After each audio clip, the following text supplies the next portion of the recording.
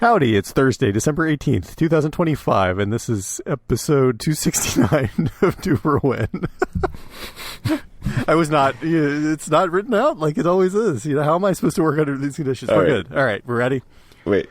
No, I don't need it. I'm ready. I just wasn't prepared for the intro not to be written, but now I'm prepared.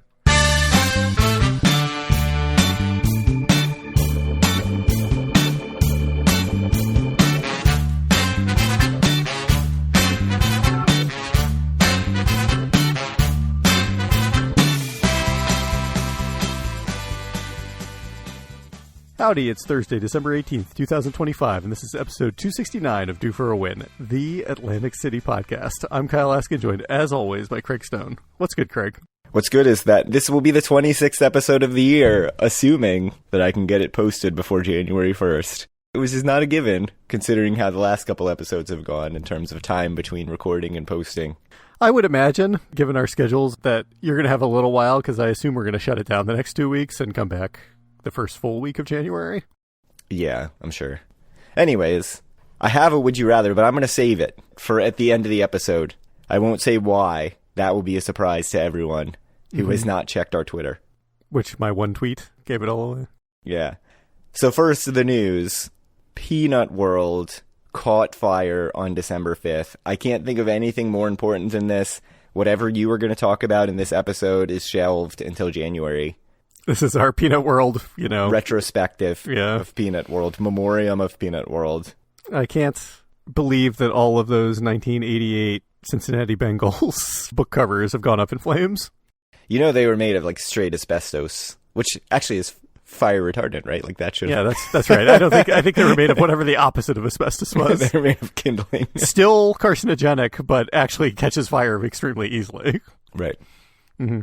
3 other businesses also sustained damage. The reports are that the fire started at Peanut World, so not some under the boardwalk thing as far as I can tell, because that's everybody's first assumption. It probably was like one of the hot dogs that had been on the rollers for like 30 years, finally lost the last bit of moisture and just burst into flames. Oh, man. So that was sad. There were some pictures posted in our group by a member of the group who went and took some video.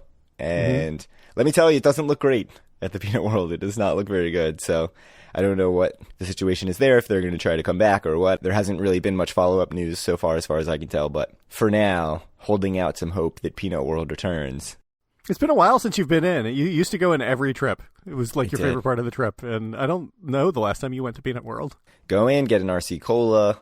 It wasn't that long ago because I was scrolling through my pictures of Atlantic City trips, and it was maybe like 2 trips ago that I had an RC Cola in my hand in one of the pictures. Oh, really? So Oh, there you go. All right. It wasn't so long ago. I mean, where else are you going to get an RC Cola for 89 cents? An RC Cola, was it there? There was somewhere that I saw a beach towel that said Macau, but then it was a picture of Atlantic City. I was like, what? That's good. I wish I had known about that. I might have bought it. I think I sent you a picture of it. I think it might have been in Rehoboth at one of the crappy shops there. Just random stuff. That sounds like something that would be at Peanut World, though. So that's the fire news. The other big news is that there was quite a saga about the showboat dinosaurs, which we talked about 2 episodes ago. And basically, the company Field Station Dinosaurs, where the dinosaurs were housed for many years and on display as an attraction, started a GoFundMe because they claimed that Showboat took those dinosaurs and never paid for them. So there's a report on NewJerseyNews12.com. Sorry, NewJersey.News12.com. This was December 11th, so a week ago. Field Station Dinosaurs says 2 initial payments cleared into its bank account, which is why they transported the dinosaurs. But then 5 days later, those payments were reversed after a wire transfer went to the wrong account. And then the park's bank reported that stop payment orders had been issued on the buyer's checks. Incredible. Seems not great. Showboat issued a statement at that time saying it had, quote, absolutely no association with this contract or dealings concerning this matter. Okay. Yet it had the dinosaurs. Yeah, it had the dinosaurs on display, which was strange. The person from Field Station's reply. Then December 15th, 4 days later, there was a very short article on NewJersey.News12.com that says, Field Station and the contractor for the Showboat Resort resolved their issues over payment. The company confirmed it received the payments for the animatronics and is proceeding with the sale to the contractor. And then at the very end, the very last sentence, below a photo, you wouldn't even know the sentence was there unless you scrolled it to the end. As News 12 previously reported, a contractor for Showboat agreed to purchase the dinosaurs after Field Station announced it was closing. But after taking possession of the animatronics, an issue with payment occurred. The issue being that it didn't happen, right? Right. An issue with payment occurred. That's great. Yes. Let me tell you, there's a long history of people owning casinos in Atlantic City, not fully making people whole that they agreed to pay, so. Yeah. That's the dinosaur saga. Now maybe complete. And you can go enjoy the dinosaurs with a clear conscience, knowing that they have been paid for. That's just the most ridiculous story. But yes, very good. I'm glad that the dinosaur people got paid. I think everyone's response when that got posted on Facebook was, this is the most Showboat thing ever. Yes. Which is accurate. All right, so November data, let's get into it. Just kidding. We can't talk about data because you went to Las Vegas, Nevada. I did. Spur of the moment, unannounced on the podcast. What happened? Yeah, I think I booked the tickets like on a Wednesday to fly out on a Sunday. You know, I was trying to figure out what I was going to do. I was like, I'm going to go up to AC for a night just to do some matching or whatever. And I'm like, you know what? I should check Vegas prices. And basically, both flights were incredibly wide open and cheap, and hotel was extremely cheap. This would have been Sunday and Monday night I was there, the 14th and 15th of December. So, just decided to do a quick, basically 48 hours in Vegas. What was the impetus other than nobody wanted to go to AC with you? No, that was it. You had some FHRs? I had some FHRs, yeah, that I had to use because Amex. I have a number of Platinum business cards, and so it was kind of a surprise when they gave us FHR credits, which I have not used, and Vegas is the best place to use those, I think. So you get, what, some money off the hotel, and then you get breakfast and... Yeah, so it's $300 off the FHR booking every 6 months, and then $100 resort credit and free breakfast, which at both properties I owned, which I was the Palazzo and Fontainebleau, were $60 credit for breakfast. Just any dining credit? It was specific restaurants. You could use it in specific times, but yeah. All right, so you went Sunday to Tuesday. Mm-hmm. Let's get into it. Sunday, what time did you leave the house? Oh, boy. There was also a snowstorm, by the way, when I left the house, so that was great.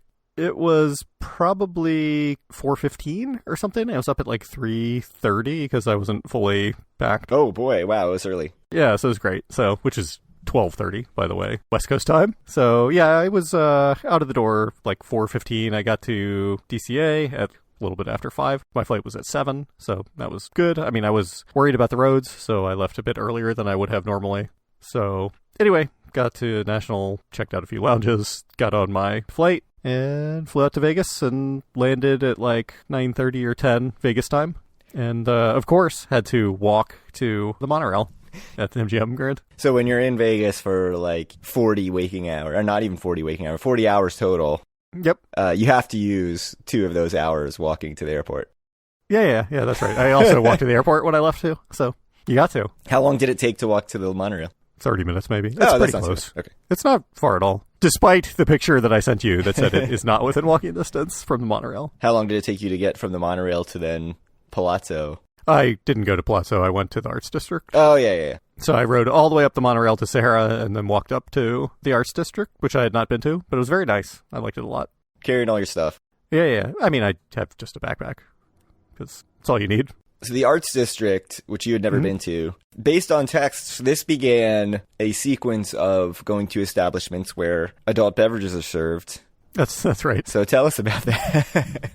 Many adult beverages were had. So first I was starving, so I ended up getting food at the Cornish restaurant in the Arts District. Cornish pasty? Patsy? I don't know. Come on, dude. You got to take better notes than this for the... No. I have no notes. So anyway, yes, went to the British restaurant in the Arts District. Yeah, Cornish Pasty Co. Pasty Co. Yes, very good. Had a shepherd's pie there. It was quite delicious. It was center of the sun hot, but it was good. That sounds right. They served adult beverages at this establishment. And then I went to a few of the breweries in the Arts District as well, basically walking back down towards Palazzo. One of them was Hop Nuts, which was a funny name. I thought it was very good. I had free popcorn there, so I got a flight of beer at Hop Nuts, which I thought was very good. And then I went to Baker Able, something like that, brewing company. Yeah, I think Able Baker, yeah. Able Baker, which was also very good, and also got a flight there. Was that where the flight was all 10% beers? Yeah. That was a mistake. Was it like you get to choose the beers on your flight? Okay. Yeah. You get to choose the beers. So you just chose poorly. And at this time, I was like, you know what I need? The maximum amount of value. And the way you get value is by choosing the most expensive, which is always the highest ABV beers possible. Right. Yeah, that was a terrible choice. So anyway, yeah, I had a flight at Hop Nuts, flight at Able Baker, went to Palazzo. Had a flight of beer at Palazzo. No, I don't think so, actually. I did have a bunch of bottles of beer at Palazzo. I had never really spent a lot of time in Palazzo, but it was very, very nice. I will say it was quite crowded. My room was incredibly nice at Palazzo. It also was at Fontainebleau, which we'll get to. What was your room type? Do you have any idea? No. Like I told you, I bought the cheapest room that was just over $300 at both properties just to maximize the credit. But it was also a Sunday to a Tuesday, so you're getting pretty good rooms for $300. Yeah, and like legitimately, I think Vegas was completely empty, so the prices were very low. You just said Palazzo was crowded, you liar. Palazzo was pretty crowded on Sunday. So yeah, I went to the High Limit bar for a while. I sent you a picture of a rusty nail that I had. I had some more drinks.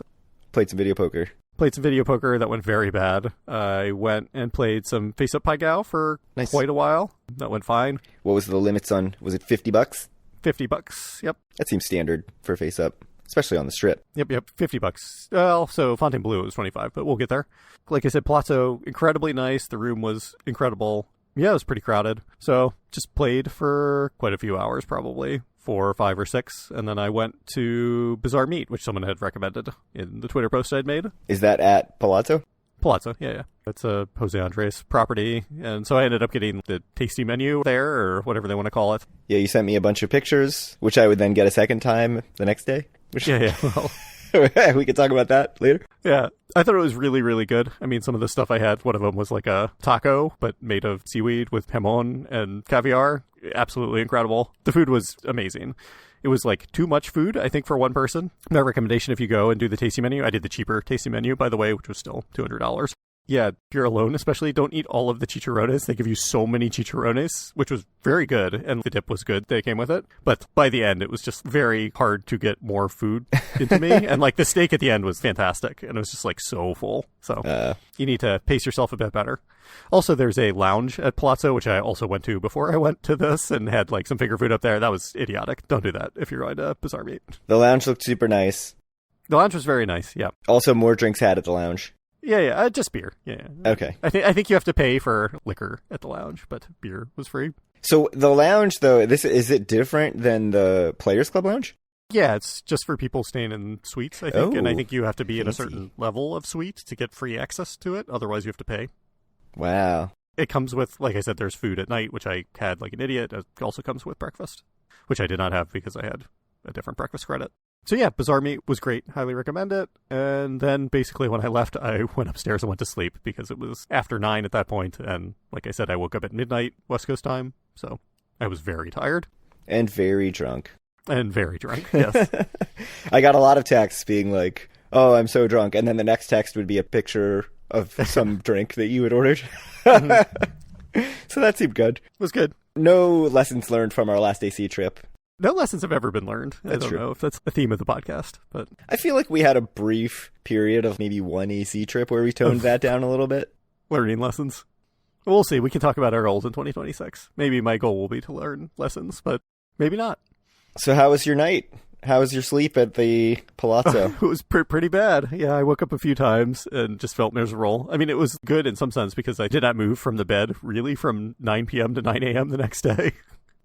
But yeah, there was definitely some hours where I was just laying in bed miserable, being awake. At 1 o'clock, I thought very seriously about throwing up. But yeah, we held it together. So thinking about your utility for Vegas, you like to talk about utility. Mm-hmm. Do you think in retrospect you would have been better off drinking significantly less? Not just for feeling, we'll get to that in a second.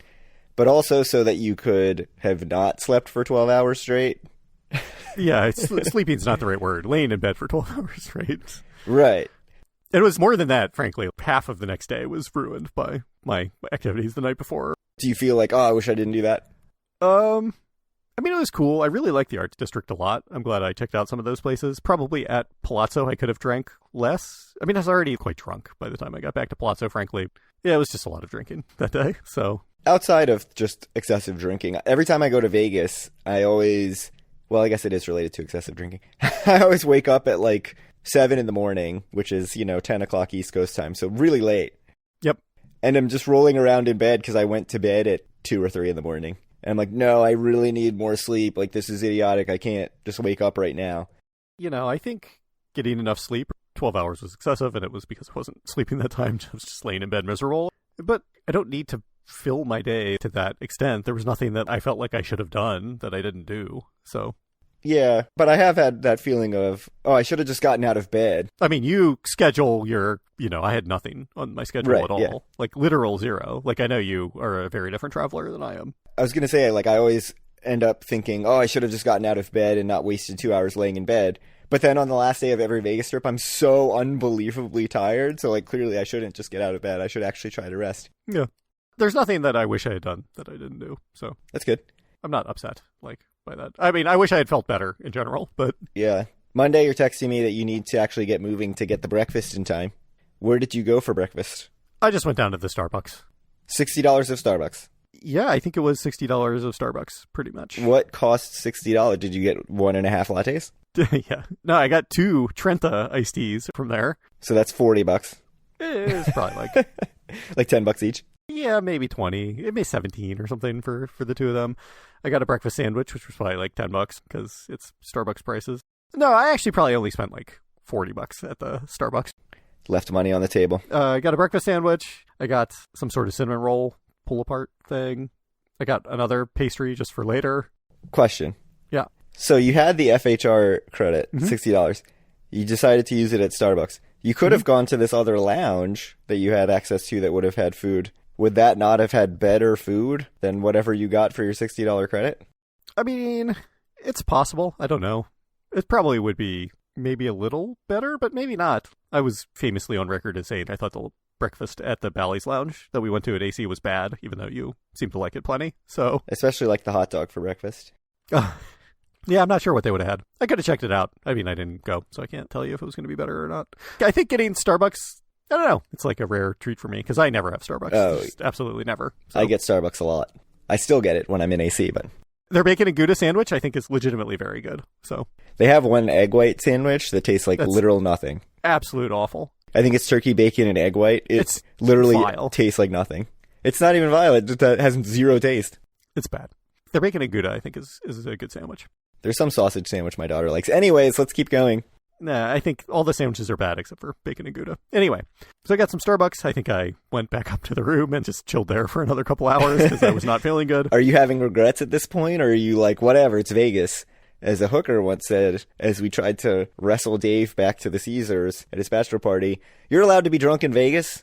I think about that a lot when I'm in Vegas and very drunk. Yeah. It's like, hey, I'm making an idiot of myself, but you are allowed to be drunk in Vegas.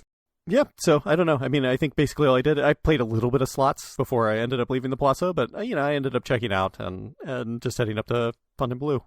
How did you like Palazzo? Is that where you want to stay every time you go back now? It was really nice. It was quite crowded. The table limits were quite high in general, I think. Palazzo and Venetian feel so isolated to me. I actually think the location's great, but isolated in terms of Players Club. Like, I never think about it because I'm so in the MGM Caesars mess. Right. But I think I'd probably like it a lot. I think you would like it a lot. Yeah, I think you would like the property a lot. Yeah, I like Venetian a lot.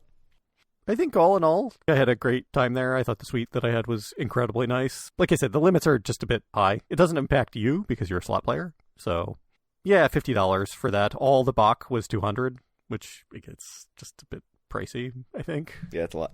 But it was a nice place.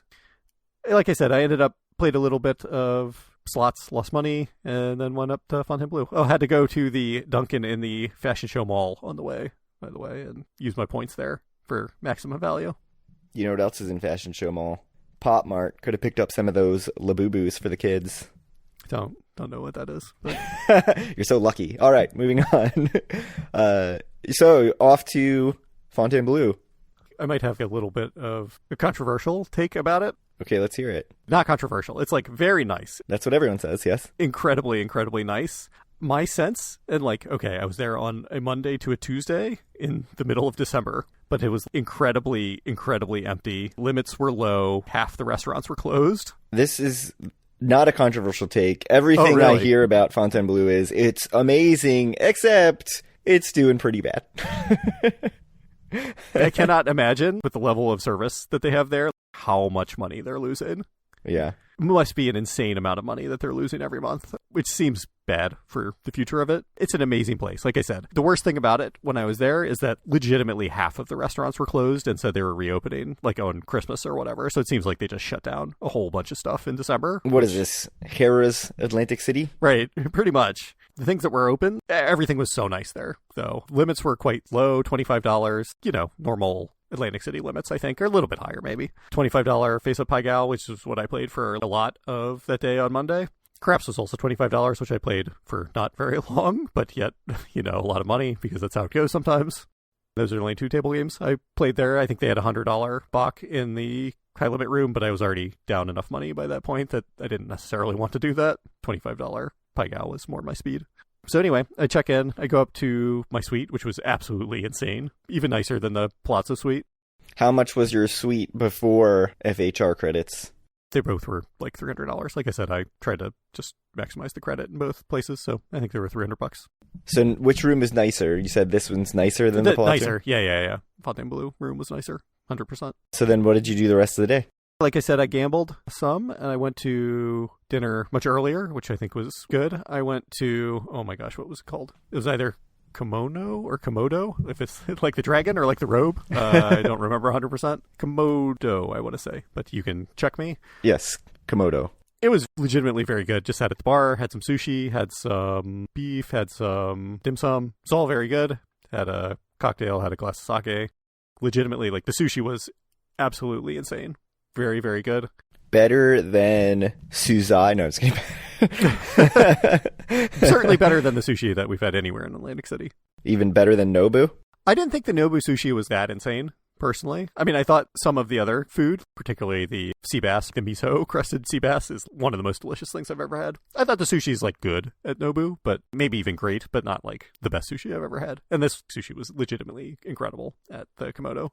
Yeah, so that was great. I mean, it was also very expensive. Both of my dinners, I think my dinner all in at Bazaar Meat was over $200 after they took $100 off. For one person. FHR, for one person. I mean, considering what we paid at Nobu, that's not that shocking. Yeah, with drinks and everything. Yeah, it was like $200 for just the tasty menu, plus drinks, plus tax and tip. And then it was like $150, I think, at Komodo. So, I mean, neither were cheap at all, but, both were absolutely excellent experiences. Like I said, I just gambled a bit, had dinner, and went to bed pretty much. And then, so the next day, I spent a bunch of the day. I actually made like a horrible mistake when I booked my tickets, but we fixed it. So I accidentally booked my ticket to fly home on Wednesday instead of Tuesday. So I was on the phone with Alaska for, I don't know, an hour, maybe a little bit more while we were trying to fix that. So when did you realize this? Well, I tried to check in for the flight that morning because I'm like, that's weird. American hasn't sent me a check-in email yet. The day that you're supposed to fly home. Right, yeah, the day I'm supposed to fly home. I didn't realize until I woke up at like 6 in the morning and was like, why haven't I gotten a check-in email? So I tried to check in or whatever, and like it wasn't working, and I figured it out. I'm like, oh my god, my ticket's for Wednesday. This is not good. My wife will kill me if I don't come home until Wednesday.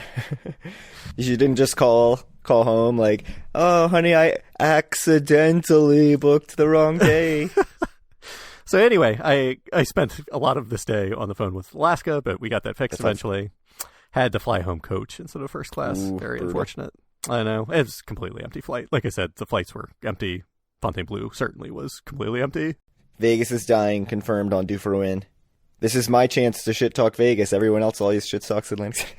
I have to say, I just got my breakfast quickly because it took me so long to handle my flight stuff in the morning at the Chez Bonbon, I think is what it was called in Fontainebleau. Very good. Like the pastries were legitimately some of the best pastries I've ever had. So sounds good to me. It was just the bakery there. $60? I did spend $60 there. I spent my entire food credit. Yes. Good job. The pastries were like $12. I got a breakfast sandwich was like $15. Yeah, it's Vegas prices. So yeah. So how much time did you actually have on Tuesday before you needed to go to a flight?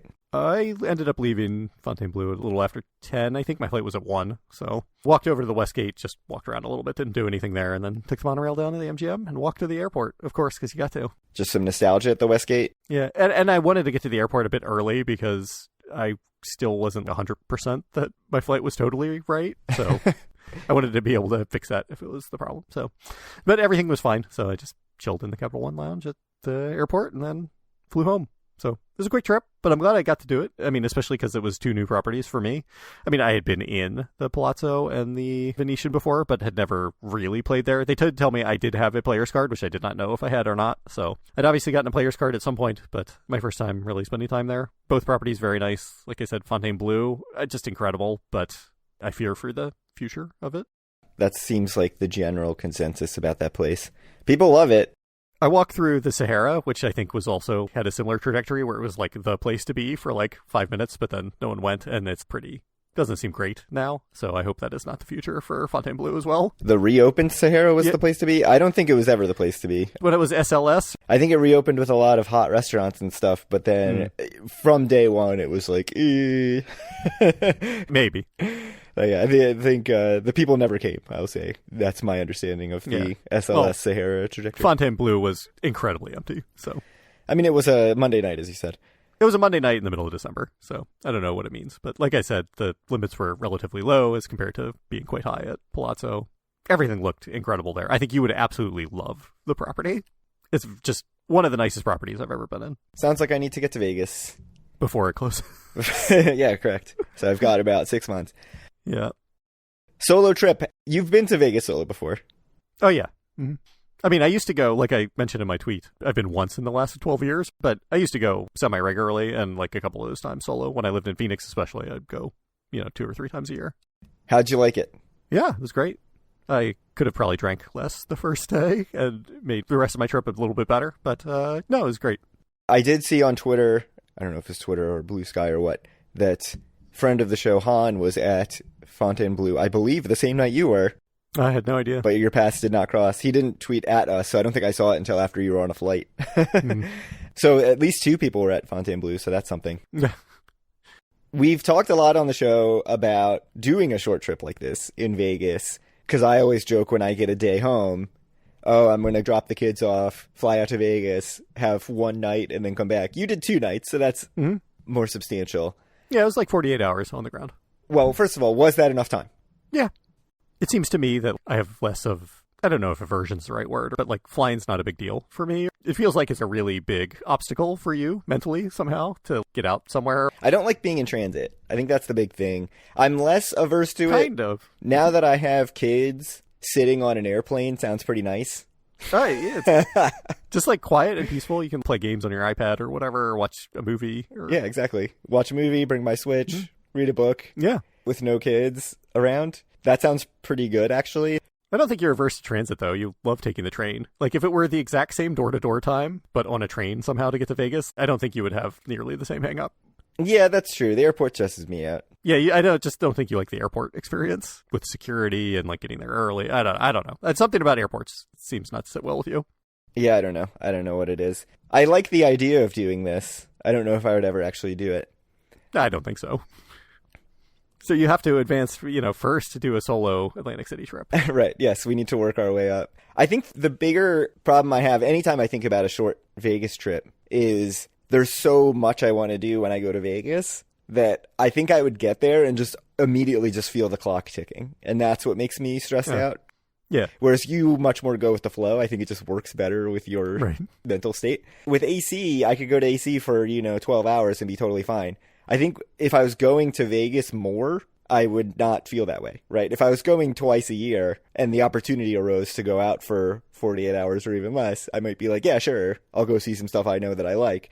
But since I only get out, there have been huge gaps. I think it was only 2 years between the last 2 trips, but now it's been 2 years since the last trip. Before that, it was 6 years. So there's like pretty big gaps.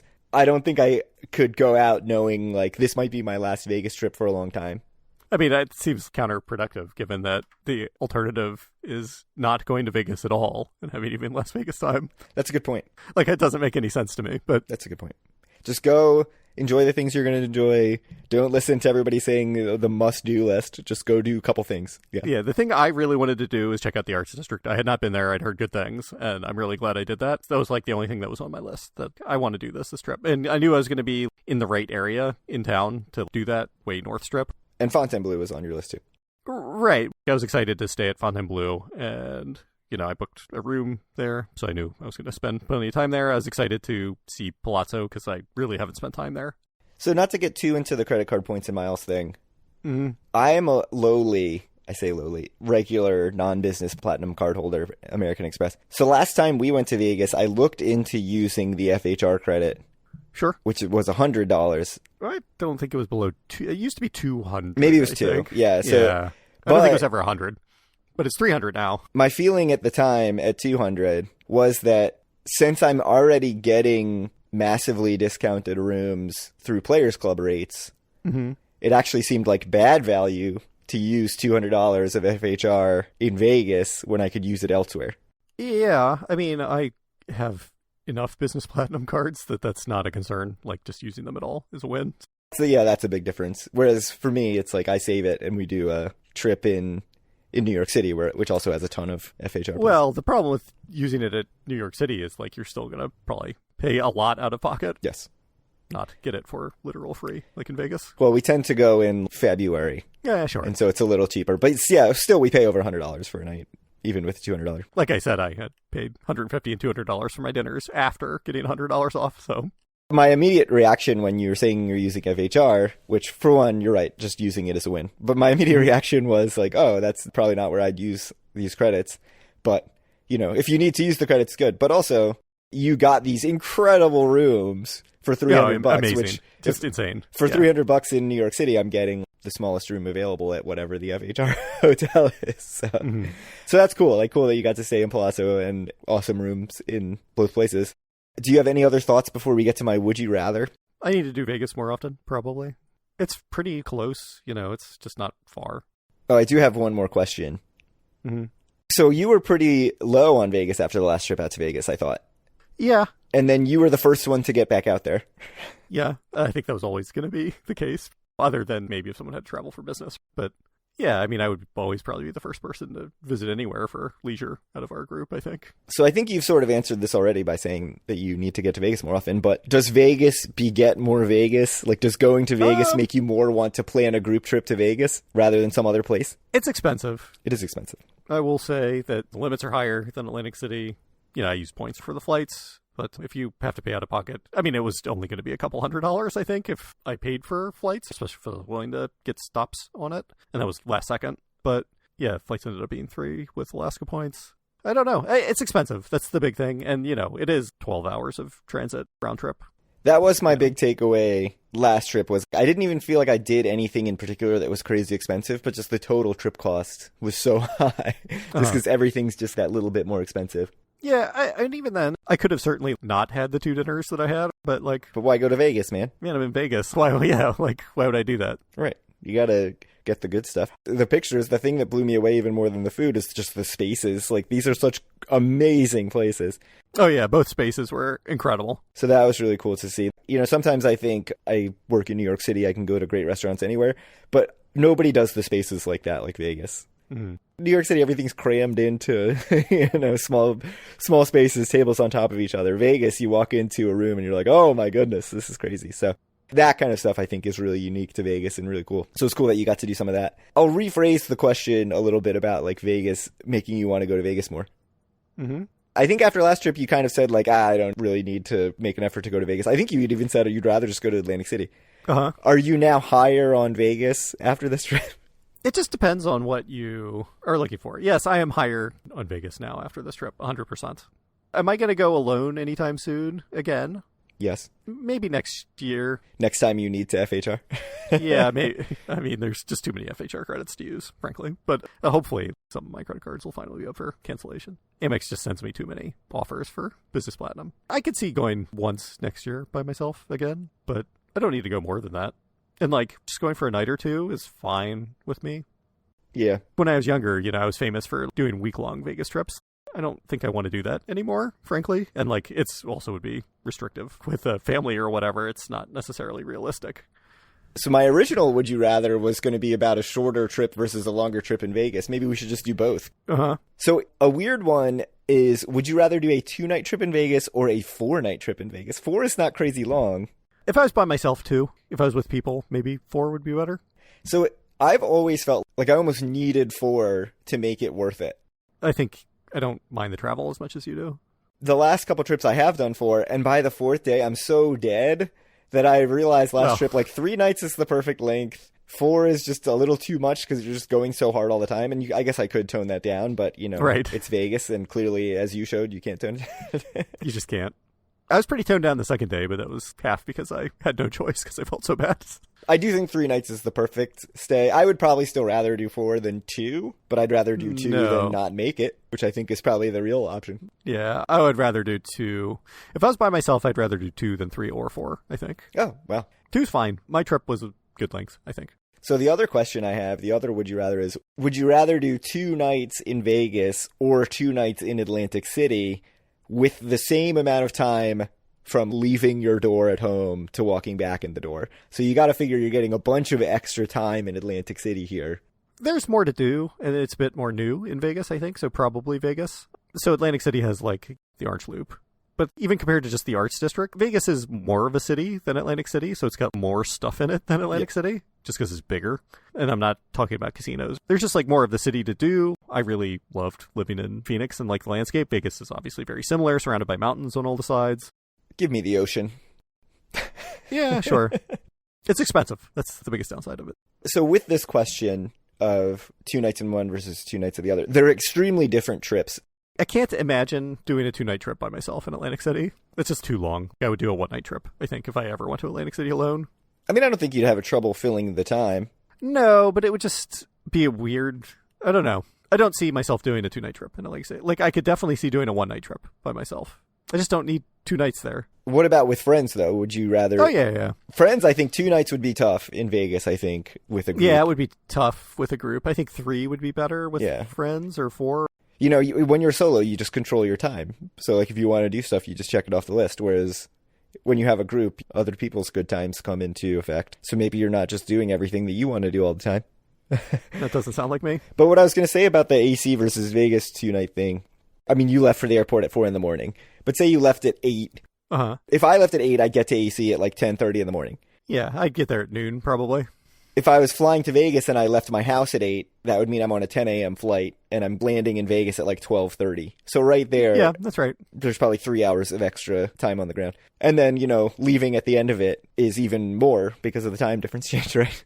Right, yeah. So yeah, it's a 4.5-hour flight and a 3-hour time difference, so. Right, so if I'm leaving home at 8, I'm getting a full day in AC that day. And if I'm getting home at the time that you got home from Vegas, which when did you walk in the door from? Yeah, I landed at like 9 p.m., so, right? p.m. Yeah. So I probably didn't walk in the door until after 10. It was like 10, I think, when I walked in the door. I'd be leaving AC then at 7 or later, right, to get home at that time. That's an incredibly long AC trip, whereas given the travel time, it's actually a very short trip in Vegas. Part of that is it feels long in AC because there's less to do in AC, like you said. Right, like, and it feels incredibly short in Vegas because there's so much to do in Vegas. I'll say my trip where I was on the ground for 48 hours did not feel short to me. Really? But, yeah. That's good. I've never done it. In my head, I'm always like, that's too short. Yeah. All right. Good trip. Happy you went to Vegas. Yeah. Good trip. I was very jealous of all your pictures and everything. I was a little less jealous of how drunk you seemed to be, but... Yeah, no, that was bad. But that was my fault. It was not the fault of Vegas. Is it though? Vegas makes you do things. No, it's my fault. You can't be held accountable for your own actions. Both my dinners were fantastic, I have to say. Better than anything I've... maybe not Nobu, but better, I would say, than everything else in AC. Did you go to any sort of food court or anything other than your just breakfast? Or like to walk through? To eat. Because I think... No, not really. I didn't eat because I had such big breakfasts all those days, and my only lunch that I had was in the Arts District, so... Because we've talked about this before, and I think one of the big cost sucks of Vegas is the, like, fast casual options. And I feel like all the other Vegas podcasts, they talk about, like, oh, we went to whatever eats at Cosmo or Aria and just grabbed stuff. And it's like, okay, well, that was an expensive meal. Like you could have gone and sat down somewhere. For that. Yeah, certainly when we went to the fried chicken place at Aria or wherever it may have been at the park, MGM. Yeah, it was like $30 for like a chicken sandwich and fries and a beer. Oh yeah, no, that was before I got there. I can't remember. It was where before that you was, got there. Yeah. But we went to the one at Aria, and it was also ridiculously expensive. So yeah, that's where the cost sneaks up on you. If you're going to pay a bunch of money anyway, may as well get something good. But like I said, I think my 2 dinners were better, with the exception of Nobu, than anything I've ever had in AC. But maybe part of the help is the $100 off that I had or whatever at restaurants. You know, realistically, like what nice restaurants have I gone to in casinos, especially in AC? Not a whole lot. Nobu, because I had $100 off there, I think. We each but had like $100 I haven't been to like any of the steakhouses really in the casinos, so maybe I should do that slightly more often. I mean, I think if you're going to take one thing away from this episode, it's that if you're going to spend $30 on a chicken sandwich and a Coke, you may as well spend $300 on Bizarre Meat. Exactly. You might as well 10x it. Perfect. That's the takeaway. All right. Well, thank you guys very much for listening. If you want to reach out to us or any of our other listeners, you can do so at our Facebook group, facebook.com/group/DoForAWin. Find all of our great content at DoForAWin.com. Reach out to Craig on Twitter at DoForWin and maybe me at Kyle Askin. And send Craig questions to DoForWin@gmail.com and we will answer them on air in 2026. How's our inbox? Not much in it. All right. Well, thank you guys for another great year of Due for a Win. Surely a great year. I don't care what you say. It was great. It was a great year.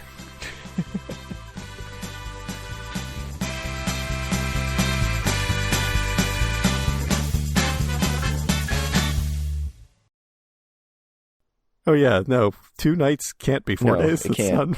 I've had a migraine this entire episode, so that's how you get that. Incredible. The way that my migraines manifest is my brain just shuts down and stops working. So I've had multiple times where I've had some response to something, and I've just been like, I can't get there. Like, I can't connect it in my brain. So yeah, this is going to be a great episode.